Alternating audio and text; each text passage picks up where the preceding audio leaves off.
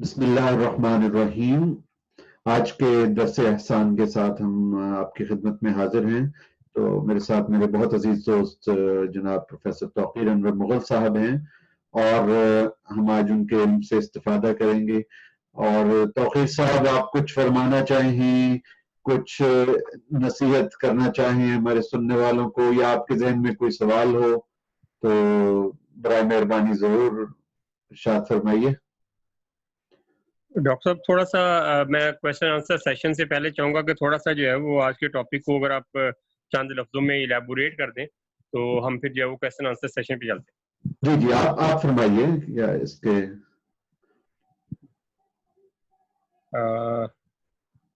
حضور صلی اللہ علیہ وسلم کی زندگی جو ہے وہ ہم سب کے لیے اسوہ حسنہ ہے۔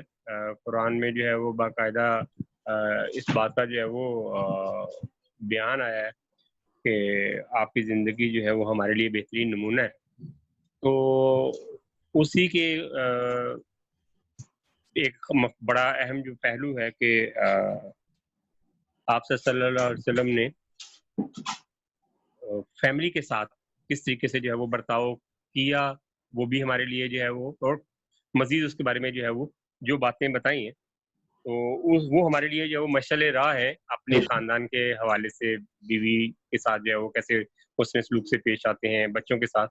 تو اس کے کچھ پوائنٹس کو ہم جو ہے وہ ڈسکس کرنے کی کوشش کریں گے کہ اور دیکھیں گے کہ ہماری زندگی اس کے مطابق چل رہی ہے یا نہیں چل رہی۔ اگر اس میں ہمیں کوئی کمی محسوس ہو رہی ہے تو ہم اپنی زندگی میں وہ والے پوائنٹس جو ہیں وہ لے کے آئیں تاکہ کامیابی کی طرف سفر جو ہے وہ چل سکے۔ بے شک، بے شک، سبحان اللہ۔ تو آپ نے بہت اچھے پہلو کی طرف نشاندہی کی ہے کہ حضور صلی اللہ علیہ وسلم کا اسوہ حسنہ اور اپنی فیملی کی طرف آپ کا کیا برتاؤ تھا۔ جس طرح ہم دیکھتے ہیں کہ جو ازواج مطہرات ہیں ان کے درمیان بہت انصاف سے پیش آنا اور عدل اور احسان کے ساتھ پیش آنا، کہ کسی کی دل شکنی نہ ہو اور سب کو تقریباً برابر کے جو ہیں وہ رائٹس دیے جائیں۔ پھر اس کے بعد جو ہے وہ یہ ہے کہ جو حضور صلی اللہ علیہ وسلم کی بہن تھی ام ہانی، تو شاید پھوپھی تھی، لیکن جو ان کی آپ کے صلی اللہ علیہ وسلم کی ایک رضائی بہن بھی تھی، وہ جب حضرت جو آپ کی دائی حلیمہ کی جو بیٹی تھی وہ جب کبھی تشریف لاتی تو آپ صلی اللہ علیہ وآلہ وسلم ان کے لیے جو ہے وہ چادر بچھاتے، ان کو ریڈ کارپٹ ویلکم دیتے، ان کو بہت خاطر تواضع کرتے۔ اسی طرح حضور صلی اللہ علیہ وسلم کی جو صاحبزادی تھی حضرت فاطمہ الزہرا رضی اللہ تعالی عنہا و سلام اللہ علیہا، تو ان کے ساتھ یہ کہ آپ جو ہے وہ ان کے احترام میں کھڑے ہو جاتے۔ تو یہ سارے جو ہیں وہ یہ چیزیں ہمارے لیے مشعل راہ ہیں کہ ماں کے ساتھ، بیٹی کے ساتھ، بہن کے ساتھ انتہائی حسن سلوک کیا جائے۔ اور اسی طرح جو دیگر رشتہ دار ہیں کہ حضرت صلی اللہ علیہ وسلم نے فرمایا کہ خیرکم خیرکم لأہلہ، کہ جس تم میں سے بہتر وہ ہے کہ جو اپنی اہل و عیال کے لیے بہتر ہے۔ پھر اور ہم دیکھتے ہیں کہ حضور صلی اللہ علیہ وسلم کے جو اپنے رشتہ داروں کے ساتھ برتاؤ، پھر حضرت عبداللہ بن عمر رضی اللہ تعالیٰ عنہ کی ایک روایت ہے کہ شاید ان کو کوئی ان کے باپ کا کوئی دوست ملا تو اس کا بہت استقبال کیا، اور بعد میں انہوں نے یہ ایک مشہور حدیث ہے، تو اس کو حوالے میرے ذہن میں نہیں ہے، تو بعد میں یہ انہوں نے بتایا کہ یہ حضور صلی اللہ علیہ وسلم کے ارشاد تھا کہ اگر آپ کو کوئی باپ کا دوست یا باپ کا جاننے والا مل جائے تو اس کے ساتھ بہت حسن سلوک کرو۔ تو باپ کے دوستوں کے ساتھ برتاؤ کرنا، مثال کے طور پہ توقیر صاحب، آپ کے بھی والد صاحب کا انتقال ہو چکا ہے، میرے والد صاحب بھی انتقال فرما چکے ہیں، تو ان کے جو دوست ہیں، ان کے جو جاننے والے ہیں، ان کے ساتھ جو لوگ ہم سے تعلق رکھنا چاہتے ہیں ان کے ساتھ ہمیں ضرور رکھنا چاہیے، پوچھنا چاہیے کہ چچا جان آپ خیریت سے ہیں، تو اور میرے والد صاحب کے جو دوست تھے ان کے جو بیٹے تھے وہ بھی اپنے والد کے انتقال کے بعد میرے والد صاحب کے ساتھ بہت زیادہ تعلق رکھا کرتے تھے، تو وہ اپنے والد کی جگہ دیتے تھے. تو یہ چیزیں ساری ہیں بالکل کہ یہ بالکل سنت ہے. بہترین آپ جو ہے وہ بتا رہے ہیں کہ والد کے جو رفقائے کار ہیں ان کے ساتھ جو تعلق ہے وہ اگر جڑا رہتا ہے تو وہ آپ اپنے والد صاحب کو کسی نہ کسی حوالے سے جو ہے وہ یاد کر رہے ہوتے ہیں، اور جب جب ان کا ذکر خیر جو ہے وہ آئے گا محفلوں میں تو ان کے لیے آپ کے منہ سے بھی اور ظاہری بات ہے رفقائے کار کے منہ سے بھی اچھے کلمات نکلیں گے، ان کے لیے دعا نکلے گی. تو الٹیمیٹلی تو وہ جو میت ہے یا جو مرحوم ہے ان کے درجات میں بلندی ہوتی ہے. بے شک، بے شک، اس میں کوئی شک نہیں. اچھا ڈاکٹر صاحب، ہمیں بہت ساری احادیث اور بہت سارا جو مواد ہے وہ والدین کی فرما برداری اور والدین کے لیے تو ملتا ہے، جو عزیز و اقارب میں باقی رشتے ہیں جیسے بہنوں کا یا بھائیوں کا جو رشتہ ہے اس کے حوالے سے بھی کوئی مطلب اہمیت جو ہے وہ ہے، اس کا بھی کوئی؟ دیکھیے میں کوئی عالم تو ہوں نہیں تو مجھے اس طرح سے احادیث اس طرح سے یاد تو نہیں ہوں گی، لیکن جو میں نے کچھ سنا ہوا ہے کہ لا يدخل الجنہ قاطع الرحم، کہ جو ہے وہ جو قطع رحم کرنے والا ہے وہ جنت کے اندر داخل نہیں ہوگا. تو صلہ رحمی جو ہے یہ اسلام کا ایک بہت بڑا ایک جزو ہے، ایک پلر ہے. تو جو قطع رحمی کرنے والا ہے وہ جنت میں داخل ہی نہیں ہوگا. تو اس میں ظاہر ہے کہ بہن بھائی، پھپھو پھپھا، ماموں ممانی، چچا چچی، تایا تائی، یہ سب لوگ آ جائیں گے رشتہ دار میں. تو اس میں سب سے پہلے جو ہے وہ تو بھائی کا ہی آئے گا نا، اور اسی طرح جو بڑا بھائی ہے وہ باپ کی طرح ہوتا ہے، اسی طرح جو خالہ ہے وہ ماں کی طرح ہوتی ہے، یہ تو شاید حدیث میں بھی آتا ہے یہ. اور اسی طرح جو بڑی بہن ہے اس کو بھی ماں کی طرح کہا جاتا ہے، لیکن ان میں سے جو حدیث میں جو چیز آئی ہے وہ یہ کہ خالہ ماں کی طرح ہوتی ہے. اسی طرح جو چچا ہے اس کو بھی کہا جاتا ہے کہ وہ باپ کی طرح ہوتا ہے. تو اس میں ظاہر ہے کہ المؤمن اخو المؤمن، تو جو مسلمان ہے وہ دوسرے مسلمان کا بھائی ہے، تو وہ بھائی بنایا گیا. تو جو جب مسلمان کو مسلمان کا بھائی کہہ دیا گیا تو سگے بھائی کی تو پھر شان ہی نرالی ہے. پھر تو سگے بھائی کا تو پھر جو آپس کا تعلق ہے وہ بہت ہی زیادہ اس میں جو ہے وہ ایک گرمجوشی پائی جانی چاہیے، محبت پائی جانی چاہیے. بالکل میرا خیال ہے کہ جو ہجرت مدینہ کے موقع پر جو ہے وہ انصار اور مہاجرین، جو آپ ابھی بات کر رہے تھے صلہ رحمی والی، جی انصار اور مہاجرین کا واقعہ جو ہے وہ ہمارے لیے بہت زیادہ اس حوالے سے مشعل راہ ہم کہہ سکتے ہیں یا ایک سمبلائز کر سکتے ہیں کہ وہاں پر جس طریقے سے انصار نے مہاجرین کے ساتھ برتاؤ کیا ہے وہ ایک بڑی مطلب اہمیت کا حامل بن جاتا ہے. بے شک، بے شک.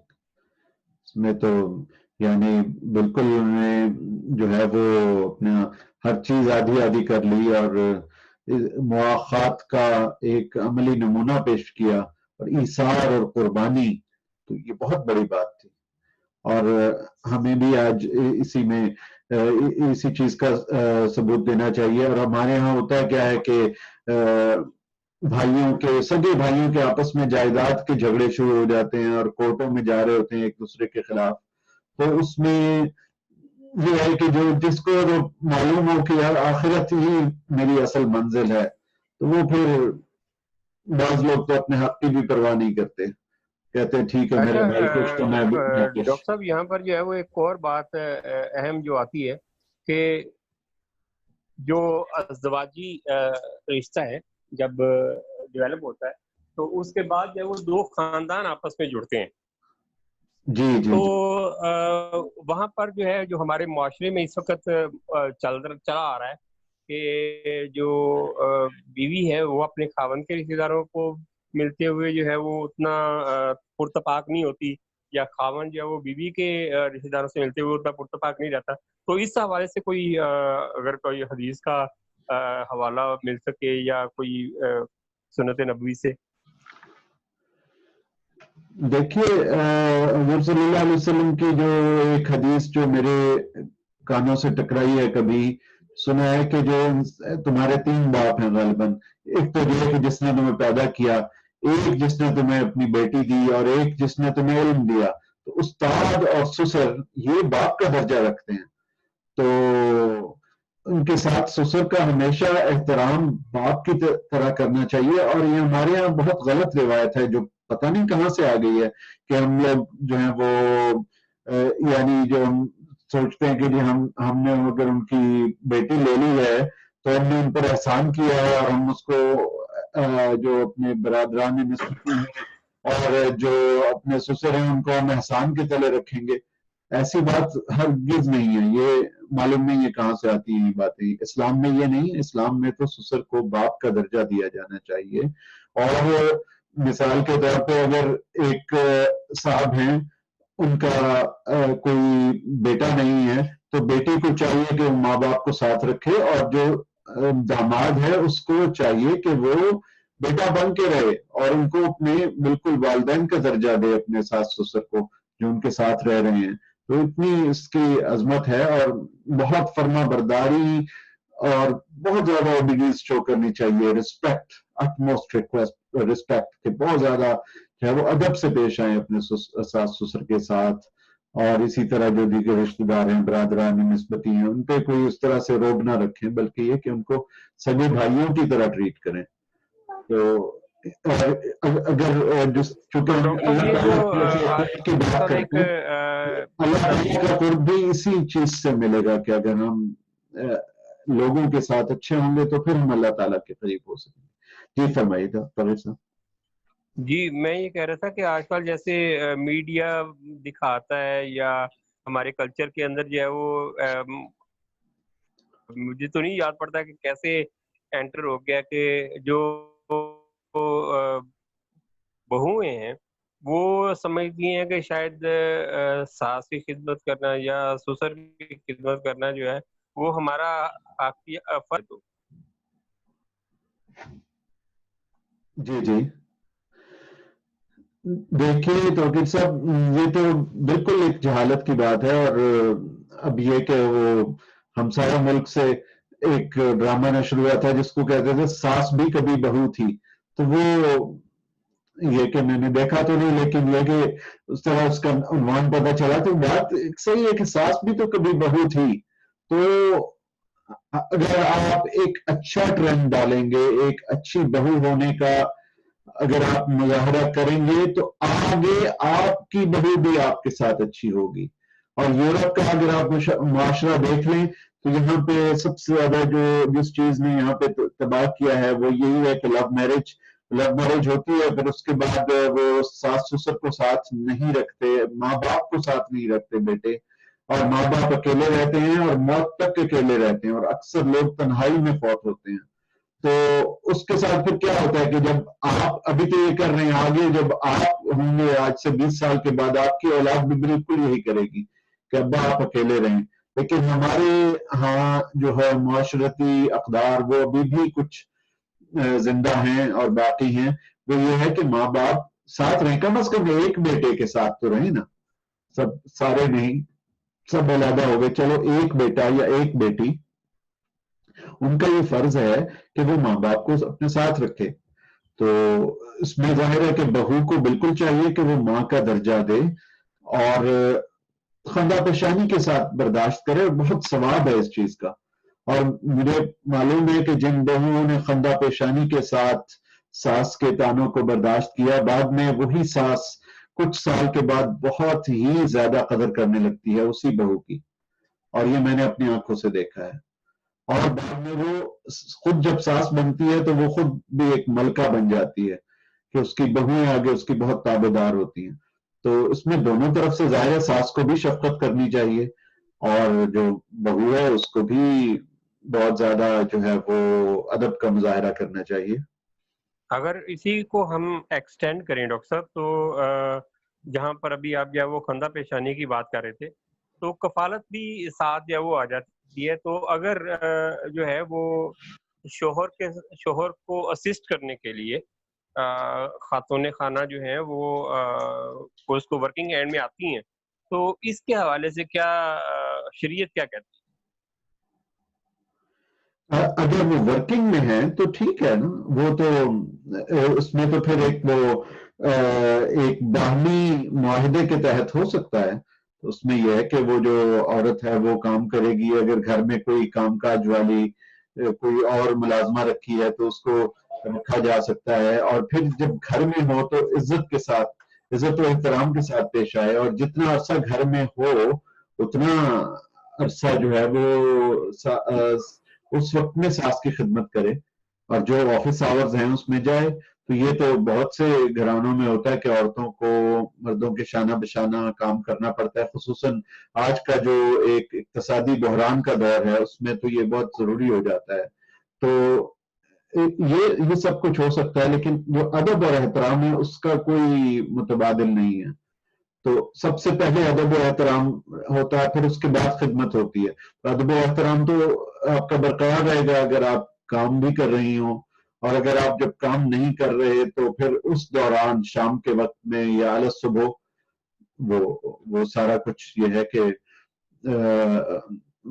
وہ آپ خدمت بھی کر سکتے ہیں. اب ہمارے ساتھ جو ہے، میں جب آئرلینڈ میں تھا تو جو انڈیا کی نرسز تھیں وہ یہی بتاتی تھی کہ جی ہماری جو ہے وہ میری ماں یا میری ساس میرے ساتھ رہتی ہے، میں سب سے پہلے ان کا ناشتہ نہیں، غالباً نہیں، میں نے یہ سنا تھا ٹی وی پہ سنا تھا یہ، کہ انڈیا کی کوئی پولیس آفیسر تھی تو وہ کہتی تھی کہ میں سب سے پہلے اپنے ساس سسر کو ناشتہ دیتی ہوں.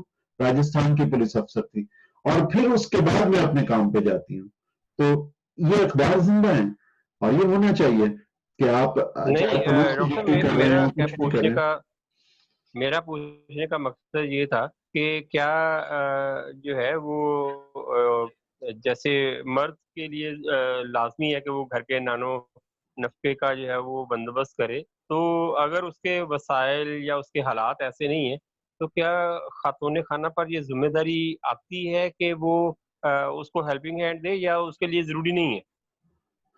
دیکھیے، ذمہ داری ہے یا نہیں ہے یہ پھر فتویٰ کی بات آ جاتی ہے، اور یہ تو مفتیان کرام اور فقہاء کرام ہی اس میں اپنی رائے دے سکتے ہیں. تو بہتر تو یہی ہوتا ہے کہ باہم سمجھ بوجھ کے ساتھ معاملے کو حل کیا جائے، اور دونوں اگر اس کے ایک پاس کوئی دوسرے. ایسا ہنر ہے یا اس کے پاس کوئی ایسی کوالٹی ہے جس سے باعزت ذریعہ معاش بنایا جا سکتا ہے، تو اسے میرا خیال ہے کہ کرنا چاہیے. بہتر تو یہی ہے، لیکن اب یہ کہ یہ کتنا ضروری ہے کتنا نہیں، اس بحث میں نہیں کیونکہ نکل. ایٹ لیسٹ اس سارے سے جو عزت نفس مجروح ہونے والا سلسلہ ہے کہ جی جی بھیک مانگنی پڑے گی یا چوری کی طرف جو وہ جائے گا، جی اس سے جی تو جی بچا جا سکتا ہے. بے شک بے شک. یہ تو پھر وہ جس طرح بھی وہ مل کے بیٹھے میاں بیوی، اور وہ آپس میں طے کر لیں کہ اس طرح سے ہو سکتا ہے اور یہ بیسٹ سولوشن ہے، تو وہ تو جیسے بھی طے کرے. اچھا، چونکہ ہمارا موضوع جو ہے وہ ہم تھوڑا سا شاید ہٹ رہے ہیں، سیرت النبوی سے ہم نے جو ہے وہ اس کی جو ہے وہ رہنمائی لینی ہے. تو کیا آپ صلی اللہ علیہ وسلم کی زندگی سے ہمیں کوئی بیوی کی شوہر کی فرما برداری کے حوالے سے کوئی ملتی ہے ایسی سنت جس پر عمل جو ہے وہ ہو سکتا ہو؟ دیکھیے، حضور صلی اللہ علیہ وسلم کا یہ تو جگہ جگہ پہ فرامین ملتے ہیں کہ جو بیوی ہے وہ شوہر کی فرما برداری کرے. اب اس سلسلے میں جو احادیث ہیں وہ تو مجھے ایگزیکٹلی میرے ذہن میں نہیں ہیں، نہ مجھے یاد ہیں. تو نہیں، لیکن جہاں مجھے یاد پڑتا ہے کہ وہ ایک جو مشہور عام حدیث ہے کہ اگر کسی کو سجدہ اللہ کے بعد جو ہے وہ جائز ہوتا تو جی جی میں بیوی کو کہتا کہ وہ شوہر کو سجدہ کرے. جی بے شک، یہ بھی میں نے سنا ہوا ہے. اور اس کے علاوہ اور بھی جو ازدواجی تعلقات ہیں اس میں بھی یہ ہے کہ اگر میاں بلائے اور بیوی اس کے نزدیک نہ جائے تو وہ اس میں پھر وہ ساری رات اس پہ جو ہے وہ لعنت ہوتی رہتی ہے. یہ ساری باتیں ہیں. اور اسی طرح پھر میاں کے ذمہ ہے کہ وہ بیوی کے ساتھ بہت خوش اخلاقی اور حسن سلوک کے ساتھ پیش آئے. تو یہ آپ کی بات بالکل درست ہے. اچھا، ایک اور آج کل جو ہمارے معاشرے میں بات عام ہوتی جا رہی ہے وہ بیٹیوں کے ساتھ برتاؤ ہے. کہ بیٹیوں کے ساتھ جو ہے وہ اکثر اوقات جو ہے وہ ہم حالات کو دیکھتے ہوئے ان کے اوپر تنگی کرنا شروع کر دیتے ہیں، ان کے اوپر جو ہے وہ زیادہ دباؤ جو ہے وہ ڈالتے ہیں. تو اس حوالے میں سے ہمیں جو ہے وہ کیا مطلب لایا عمل جو ہے وہ اختیار کرنا چاہیے؟ دیکھیے بیٹیوں کے ساتھ جو میں نے اپنے والد صاحب کو، اپنے چچا جان کو دیکھا، اور ماشاءاللہ دونوں بہت دولت مند تھے، تو انہوں نے بہت جو ہے وہ اپنی زندگی میں بیٹوں بیٹیوں کے ساتھ یکساں برتاؤ کیا، اور ان کو اگر کوئی گفٹس دیے تو ایکول دیے، اور اس کے بعد اگر کوئی وفات پا جاتا ہے تو پھر اس میں وہ 2 اور 1 کی ریشو ہوتی ہے، تو وہ جو کم از کم 1 کا حصہ ہے، یعنی بیٹے سے آدھا، وہ تو لازماً ملنا چاہیے بیٹی کو. لیکن ہمارے ہاں کیا یہ ہوتا ہے کہ پہلے ہی آدھا ہے، اور وہ بھی بھائی جو ہیں وہ دینے سے کتراتے ہیں. تو یہ ایسا نہیں ہونا چاہیے، بلکہ بہنوں کو ان کا حصہ دینا چاہیے وراثت میں. اور اسی طرح بیٹی کی جو پرورش ہے وہ ویسے ہی کرنی چاہیے، تعلیم و تربیت پرورش جیسے بیٹوں کی جا رہی ہے. وہ بھی اعلیٰ تعلیم حاصل کریں، بیٹیاں بھی اعلیٰ تعلیم حاصل کریں، تو اس میں مساوات کرنی چاہیے ہمیں. اسی طرح بعض لوگ صرف بیٹیوں کو قرآن حفظ کرواتے ہیں، بہت اچھی بات ہے، لیکن بیٹوں کو بھی کروائیں. اگر بیٹوں کو کروا رہے ہیں تو بیٹیوں کو بھی کروائیں. جو بھی کرنا چاہتا ہے، اس چیز میں آگے نکلنا چاہتا ہے، ضرور اس میں مساوات ہونی چاہیے. تو جیسے بیرا روی جو ہے وہ بڑھتی جا رہی ہے معاشرے میں، جیسے میڈیا کی وار جو ہے وہ چل رہی ہے، تو اس حوالے سے کتنی جو ہے وہ سختی جو ہے وہ والدین اپنے بچیوں کے حوالے سے خاص طور پر ان پر جو وہ کر سکتے ہیں؟ دیکھیے جب اگر آپ دیکھیں نا، جو موجودہ جو کوچ ہیں، جو کوچنگ کرتے ہیں لوگوں کی، مثلاً فائز حسن سیال صاحب ہو گئے، قاسم علی شاہ صاحب ہو گئے، تو یہ لوگ، ان لوگوں کا یہی کہنا ہے. اور جو ویسٹرن سکولرز ہیں، جس میں جناب جو مدینہ یونیورسٹی کے فارغ التحصیل ہیں شیخ یاسر قاضی، وہ بھی ہیں، تو ان سب کا یہ کہنا ہے کہ آج کے دور میں، خصوصاً آج کے دور میں، بچوں کے ساتھ بے جا سختی نہیں کی جا سکتی، اور خصوصاً جو ہے وہ فزیکل پنشمنٹ، وہ زمانہ گزر گیا ہے، کیونکہ اب ٹرینڈ نہیں ہے. لیکن سختی ایک حد تک ہونی چاہیے. ایک حد سے زیادہ کریں گے تو بچے جو ہیں وہ ٹوٹ جائیں گے، وہ پھر آپ کے ہاتھ سے نکل جائیں گے، باغی ہو جائیں گے. اور اگر بالکل ہی نرمی کریں گے، بالکل ہی کوئی رولز نہیں ہوں گے، تو تب بھی وہ گمراہ ہو جائیں گے. تو ایک حد تک ان کو کنٹرول کرنے کے لیے بغیر جسمانی سزا دیے ان پہ اگر کچھ رولز لاگو کیے جائیں، بہت اچھی بات ہے. اور ان کی جو ہے وہ قُوّ أَنفُسَكُمْ وَأَهْلِيكُمْ نَارًا، کہ اپنے آپ کو اور اپنے اہل و عیال کو آتش جہنم سے بچاؤ. تو کسی حد تک ان پہ زبردستی کرنی بھی چاہیے، لیکن بس یہ کہ اعتدال کا رویہ ہو ہمارا، کہ بہت زیادہ، اور بچوں کے ساتھ پیار محبت سے پیش آئیں. مطلب کبھی پیار محبت ہو گیا، کبھی اچھا سختی ڈاکٹر، ہو گئی. میرا خیال ہے کہ ہم اس کو سم اپ کرتے ہیں. تو اگر آپ آخر میں آپ صلی اللہ علیہ وسلم کا حضرت فاطمہ رضی اللہ تعالیٰ عنہ کے ساتھ جو پیار تھا، جو ان کے ساتھ برتاؤ تھا، اس کے اوپر کو تھوڑی سی اگر روشنی ڈالیں تو بڑا مستفید ہوں گے ہم. دیکھیے مجھے زیادہ اس بارے میں کچھ بہت زیادہ علم نہیں ہے. مجھے تو اتنا ہی پتا ہے کہ جب آپ سلام اللہ علیہ تشریف لاتی تھی تو حضور صلی اللہ علیہ وآلہ وسلم کھڑے ہو جاتے تھے. پھر یہ کہ اپنے جو سب سے پیارے جو آپ کے چچا زاد بھائی تھے، ان کے ساتھ آپ نے حضرت فاطمہ سلام اللہ علیہ کی شادی کی. پھر یہ کہ جب انتقال ہونے لگا تو انہوں نے، یہ ایک بڑی مشہور حدیث ہے کہ فاطمہ، تمہارے لیے ایک بری خبر ہے اور ایک اچھی خبر ہے. تو پہلے بری خبر بتائی کہ جی میں اس دنیا سے جا رہا ہوں، اور اس کے بعد پھر اچھی خبر بتائی کہ تم جنت کی عورتوں کی سردار ہوگی. تو اسی طرح پھر جو آپ صلی اللہ علیہ وسلم کی جو مزید 2 یا 3 جو بیٹیاں تھیں، حضرت رقیہ، حضرت ام کلثوم، ان کی حضرت عثمان رضی اللہ تعالیٰ عنہ کے ساتھ ان کی شادی ہوئی، اور حضرت عثمان یعنی حیا ان کی بہت مشہور ہے کہ آپ بہت ہی زیادہ حیادار تھے. تو ایک بیٹی فوت ہوئی تو پھر اس کے بعد حضور صلی اللہ علیہ وآلہ وسلم نے کہا کہ اگر میری کوئی اور بیٹی ہوتی تو وہ بھی عثمان کے ساتھ میں بیعت دیتا. تو یعنی دو تو ہو گئی نا، یعنی دو بیٹیاں یک بعد دیگرے حضرت عثمان رضی اللہ تعالیٰ عنہ کے عقد میں دی. اور اس کے بعد اگر کہتے کہ اگر کوئی اور بھی ہوتی اس وقت زندہ تو میں وہ بھی دے دیتا. تو یہ تو بہت ایک اعلیٰ مثال ملتی ہے بیٹیوں سے حسن سلوک کی حضور صلی اللہ علیہ وآلہ وسلم کی سیرت طیبہ سے. تو ڈاکٹر صاحب اختتام کرتے ہیں، آخر میں کچھ دعائیہ کلمات کہتے ہیں تاکہ ہماری جو جی کرشنا طلب ہے اس کو تھوڑی سی جو ہے وہ تراوت جو ہے وہ مل جائے. جی ہمارے ساتھ مولوی اسماعیل صاحب نے جوائن کیا ہے، تو اسماعیل صاحب آپ اپنے آپ کو انمیوٹ کریں اور دعا فرمائیے. جی السلام علیکم. وعلیکم السلام. اسماعیل صاحب کیسے ہیں آپ؟ جی شکر اللہ کا. آپ دعا فرما دیں. آپ کیجیے نا دعا اسماعیل صاحب، کچھ چھوٹی سی دعا فرما دیجیے ایسی جی آپ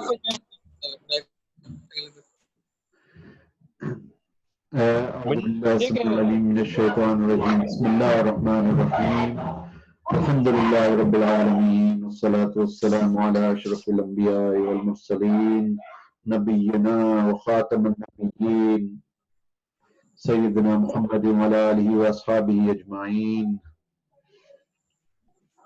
اللہم اہدنا فیمن ہدیت وعافنا فیمن عافیت. یا اللہ تمام مسلمانوں کو جو ہے وہ محفوظ فرما ہر قسم کے فتنے سے، ہر قسم کی بیماری سے، اور تمام عالم اسلام کو اور تمام عالم انسانیت کو ہدایت دے. اور یا اللہ یہ جو ایک وبا ہم پر آئی ہے یہ ہمارے لیے ہدایت کا اور توبہ کا ذریعہ بن جائے. اور یا اللہ اس کے ذریعے جو غیر مسلم ہیں وہ بھی ہدایت پا جائیں، اور جو مسلمان ہیں جو ہم لوگوں کے اندر جو ایک بددیانتی کا ایک چلن پاکستان میں چلا ہوا ہے، یا اللہ یہ ہم چاہیے تو یہ تھا کہ ہم اس سے لوگوں کی خدمت کرتے، تو یا اللہ ہمیں توفیق عطا فرما کہ ہم اس بددیانتی کو چھوڑیں اور ایک دوسرے کے ساتھ ایثار کا معاملہ کریں. اور یا اللہ جہاں بھی جو کوئی بھی جو ہے وہ دکھ میں، مرض میں اور کسی بھی مشکل میں مبتلا ہے، یا اللہ تمام مسلمانوں کی مشکلات کو آسان فرما. اور یا اللہ انسانیت پر بھی نظر کرم، یا اللہ غیر مسلموں پر بھی نظر کرم، یا اللہ ان کو ہدایت عطا فرما، ان کو دائرہ اسلام میں داخل فرما دے. وآخر دعوانا الحمدللہ رب العالمین. السلام علی سید المرسلین.